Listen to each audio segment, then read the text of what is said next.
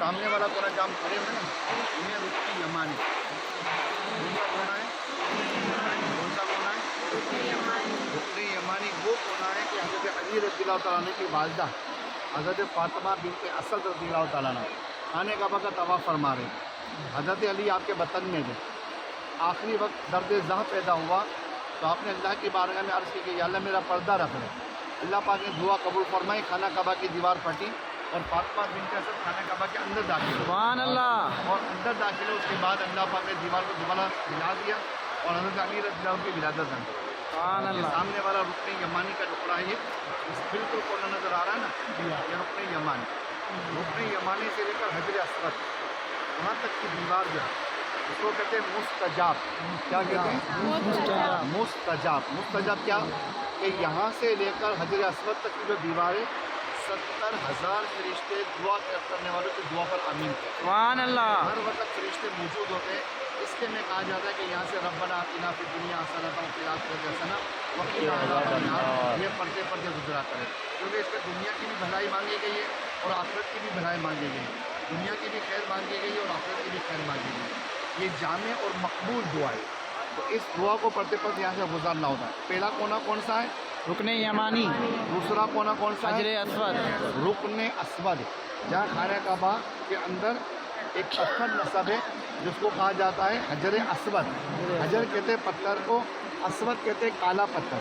पहले ये था यद बैदा यानी कि सफ़ेद पत्थर था। जब ये पत्थर जन्नत से आया था तो जबल अबू कुबैस पर तशरीफ़ लाया था।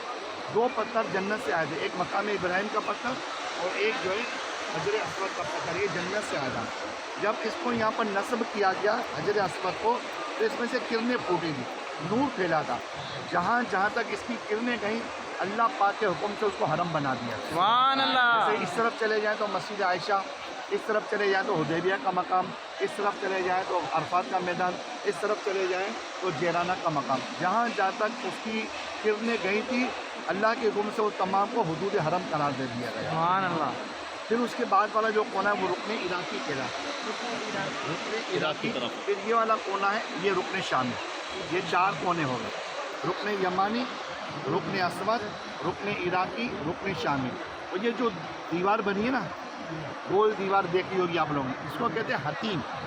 जिसने हतीम के अंदर नमाज़ पढ़ी गोया ऐसा कि उसने खाना काबा के अंदर नमाज पढ़ी। तो हतीम पाक और जो दोनों दीवारें हैं ना, ये गोल वाली दौर है, ये है हुजराए इस्माईल अलैहिस्सलाम। इस्माईल अलैहिस्सलाम का हुजरा जो था, जब आप मक्का पाक हिजरत फरमा कर मुल्क शाम से इब्राहिम अलैहिस्सलाम लेकर आए थे तो इस मकाम पर आपको ठहराया था। यहाँ पर हज़रत इस्माईल अलैहिस्सलाम का हुजरा था और फिर आपकी शादी भी कौम जुरम से हुई थी। ये सारा एरिया जो है जो आपने मुलाज़ा किया, ये वाली दीवार कौन सी दीवार है? दीवार के साथ वाली दीवार और ना हजर असवद। मुस्तजाब। मुस्तजाब। मुस्तजाब यानी कि दुआ कबूल होने की जगह, ये मुस्तजाब। फिर ये वाली जो दीवार है ना, ये कहते हैं मुस्तजाब। क्या कहते हैं? मुस्तजाब। मुस्तजाब के नीचे की जो जगह है ना, यहाँ पर आदम अलैहिस्सलाम इबादत किया करते थे। सुभान अल्लाह। यहाँ पर नमाज़ पढ़ा करते थे। या फिर यहाँ से फिर आगे जाके हजर असवद आ गया। हजर असवद के बराबर में क्या है? दरवाज़ा जो बना हुआ है बाबुल काबा। बाबुल काबा और हजर असवद के दरमियान की जो जगह है ना, उसको कहते हैं मुल्तज़म। इस जगह पर भी अगर कोई हाथ रख के दुआ मांगे तो दुआ मांगने वाले की दुआ अल्लाह पाक कबूल फरमा। फिर बाबुल काबा आ गया। बाबुल